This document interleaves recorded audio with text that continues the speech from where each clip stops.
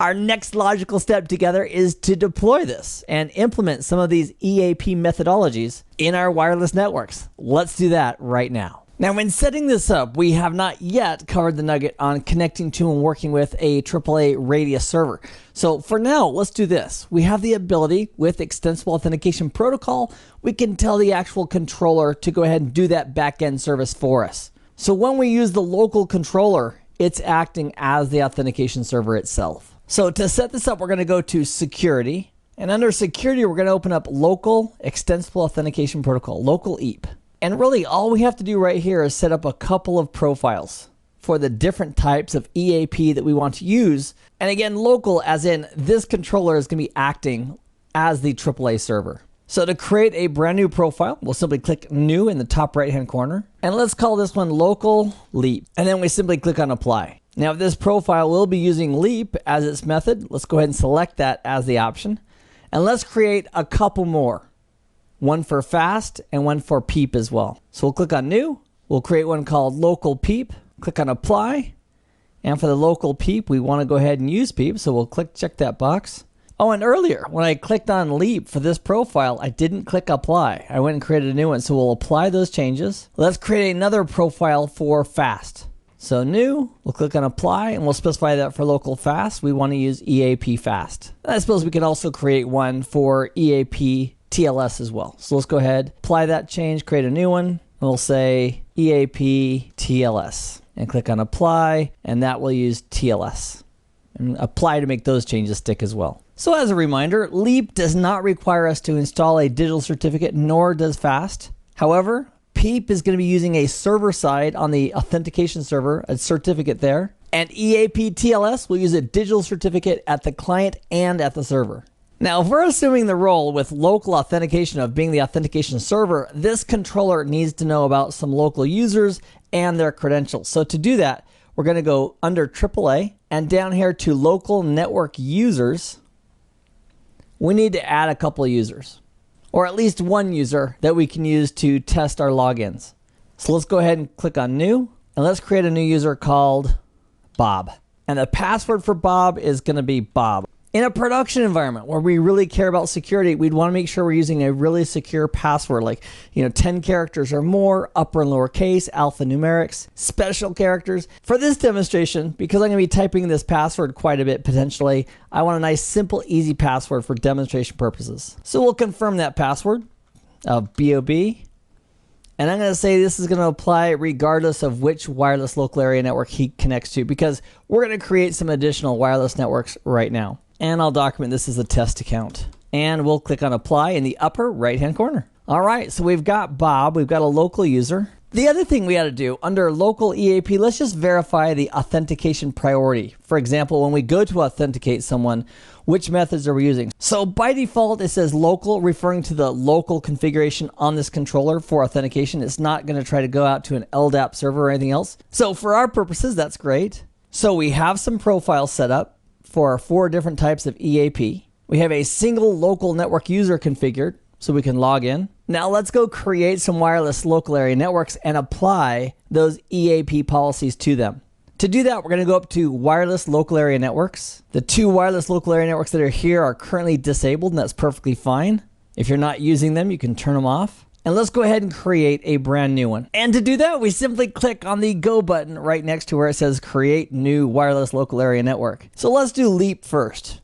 So let's call our profile Local Leap. Now, that name is just a logical profile name. It doesn't have to match anything else that we pre-configured. However, I'm going to name the SSID and this profile all Local-Leap. And that way, when we see it, we'll know exactly what it is. To create this, we're going to go up to the upper right-hand corner, click on Apply. We want to make sure we enable this. I'm also going to specify that I want to play up in the 802.11a, the 5 gigahertz range only, just because of physically where I am and the other access points that are in the air. This way we'll keep totally separate of all of their frequencies down the 2.4 gigahertz range. The interface group I want to use is VLAN 30. So clients who connect will be on that associated VLAN and subnet. Next, we'll go up to security. And by default, it's recommending WPA and WPA2, which is perfectly fine. And these defaults are fine as well. So without making any changes on the Layer 2 tab under Security, let's go over to AAA servers, and we do need to make a change here. Each wireless local area network has the ability, if we configure it, to specifically call out which AAA servers it's going to go ahead and interact with as we authenticate users. So there's a global setting for AAA servers. Then there's also a locally configured per wireless network that we can specify as well. And we can override the global defaults if we want to. By default, we're going to have no AAA servers listed here. I want to scroll down just a little bit, and we want to go to local EAP authentication. We want to check that box saying, yes, we want to do local, meaning on the controller itself, the EAP authentication. And then it says, okay, great. Please tell me what profile, the EAP profile, that you want to use. And here's the 4 profiles that we specified. So if we want to use the LEAP, we simply click on the EAP profile called local LEAP. And down here a little bit further, it's saying that we're going to use the local database first, and then radius, and then LDAP. If we wanted to, we could simply completely get LDAP and radius out of the picture. We haven't configured any of those servers yet, but just to make sure there's no possibility we're reaching for something, we could remove those and then scroll back up to the top. And in the top right-hand corner, simply click on Apply. So our new wireless network called Local LEAP should be up and active. So there we go. Local LEAP happens to be the strongest signal at the moment. It's up in the 5 gigahertz range on channel 64. Awesome. Let's go ahead and connect to it. So the play-by-play goes like this. I find Local LEAP, I click on it, it prompts me for my username and password, which I supply, and then poof, I'm connected to Local LEAP. So on the client, it's recognizing that we're connected to SSID Local LEAP. This is the basic service set identifier for that wireless network. Here's the IP address that we got via DHCP, and there's my MAC address. We should also be able to see the same information from the controller end. So on the controller from the monitor page, we can just grab clients. There's the MAC address of that same iPhone. If we click on the details of that client, and we scroll down just a little bit, it's indicating the username of Bob. And if we scroll down a little bit more to the security information, and it's confirming for us right here that we've used lightweight EAP for that authentication of that user. Next, let's create another wireless local area network, but this time, instead of using the lightweight EAP, let's go ahead now and use protected EAP. That's the one that's going to use a digital certificate at the AAA server, or in our case, with local EAP, we're going to be using a digital certificate at the controller that allows the client to validate the controller's identity. On the client side, we'll be using a username and password to validate or authenticate the identity of the user. To create a brand new wireless local area network that uses protected EAP, we'll simply go back to wireless LANs. We'll say we want to create a brand new wireless local area network by clicking on Go next to Create New. We'll go ahead and create a profile name for this wireless LAN. Let's call it Local PEAP. And the SSID, let's also call Local PEAP. If we want to choose a non-sequential number, we certainly could do that as well. Let's go ahead and click on Apply. We want to enable this wireless network. I'm going to have it also be in VLAN 30. We'll click on the second tab from the left, Security. And from here, we really don't need to change anything on the layer 2 information. It's already saying it's going to use WPA and WPA2 for authentication, along with 802.1X for key management. Let's go up to AAA servers. We're not going to override any global AAA servers. However, we are going to scroll down, and we definitely want to say that we're going to use local EAP.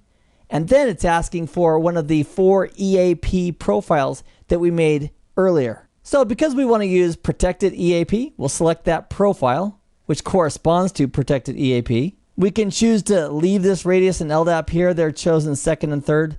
And we don't have any of those servers configured. So if you want to get rid of them, you can, just to err on the side of caution. And let's go ahead and click on Apply in the upper right-hand corner to apply the changes and the creation of this wireless network. So it appears to be up and active. Let's verify that with Insider. So here's what Insider says. It says we've got a local LEAP, which we did earlier. It says we have 2 local PEAPs. Oh, check that out. By default, it's accepting all radios. So it actually has one of them down in the 2.4 gigahertz range, and yet another one up at the 5 gigahertz range. I want to disable the 2.4 gigahertz radio on that because I don't want to play down this space at all. So let me go make that minor change. We'll dismiss Insider, tell them thank you very much for helping us identify what was going on. We'll go back to that wireless local area network. And the radio policy will say we want 802.11a only, right there. So once we apply that change, It's warning us that any clients may have a temporary disruption, or if they associated at 2.4 gigahertz ranges, they're going to be gone forever. In any event, we'll update that, and now we should have only one of those SSIDs being advertised. So this time from the list, I selected local-PEAP, that SSID, and once I connected, it says, what's your login name? What's your password? I supplied all of that. I clicked on next, and it came up with a certificate warning saying, hey, this certificate that we're supposed to be using to authenticate we're talking to a valid server. If we click on accept, it says, okay, I guess you want to use it anyway, and you continue on with the authentication. In this case, I clicked on more details, and it brought up this screen right here, which scrolls up and down quite a ways. Has a serial number for this certificate, the algorithm that was used, the validity date. One important aspect is having your dates somewhat in the ballpark. For example, if my client connected, my client computer thought that it was before or after these validity dates because of an incorrect time on my client, that would be another reason why this certificate may not work for me. Here's the details about the public key, which is, again, no pun intended, a key ingredient of a digital certificate is that public key. And here is the public key itself. And there's the signature from the certificate authority who issued this. And if it was a self-signed cert,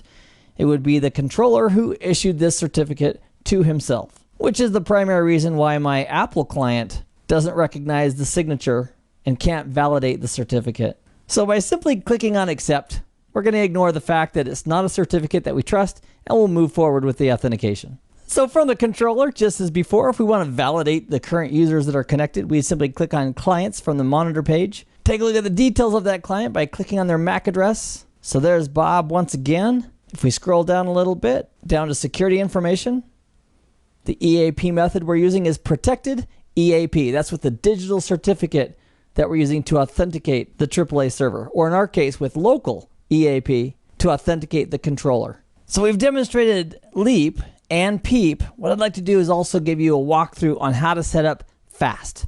Now, to use the flexible authentication via secure tunneling, we do not need to install digital certificates on either the client nor on the server, or in this case, the wireless controller. However, we do need to make sure that we have a client that is capable of understanding and working with this flexible authentication via secure tunneling. So in the case of an Apple iPhone or an Apple iPad, by default, right out of the gate, they do not support FAST unless we use some software on a computer and create a profile. We can then upload that profile to our iPhone or to our iPad, and then that client can participate just like any other supplicant that supports FAST.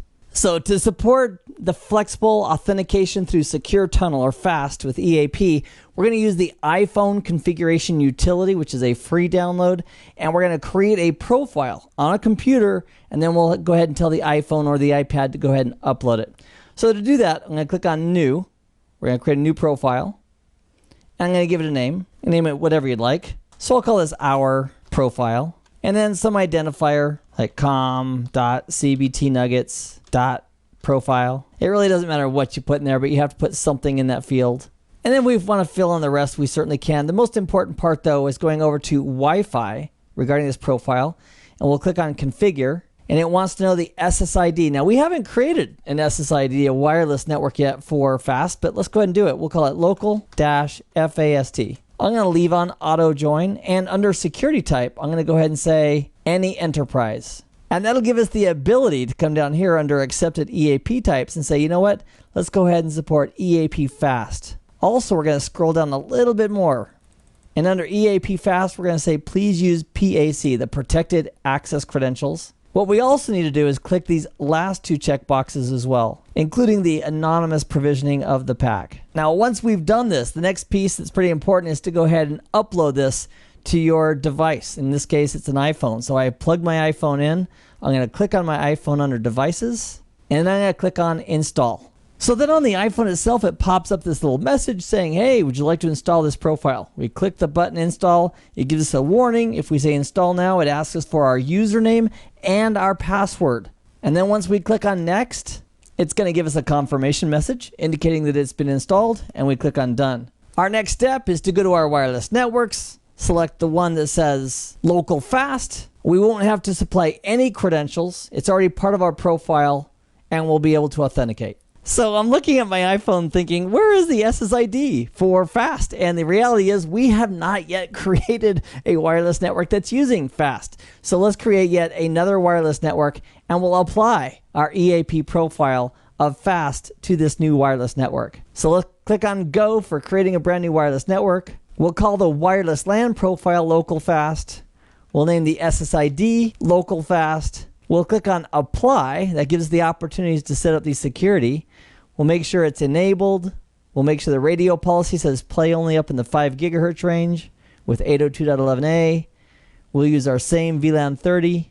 Under Security, the second tab from the left, all of these defaults are fine. We'll go to AAA servers, scroll down as we have before, remove radius, remove LDAP from our possibilities for this wireless network, and then for the local EAP, we'll enable that by clicking the checkbox and selecting the EAP profile that we created earlier called Local Fast. Once that's all done, we'll click on Apply in the upper right-hand corner. And just for grins, let's just verify that that wireless network is appearing. And we can use Insider to validate that. So here's Insider. If we sort by SSID, there we have FAST, LEAP, and PEAP. Sure enough, so there's FAST right there. And let's go ahead and connect from the client. Now, the actual connecting from the client is fairly anticlimactic because we just simply select local fast and it automatically does everything else for us in the background.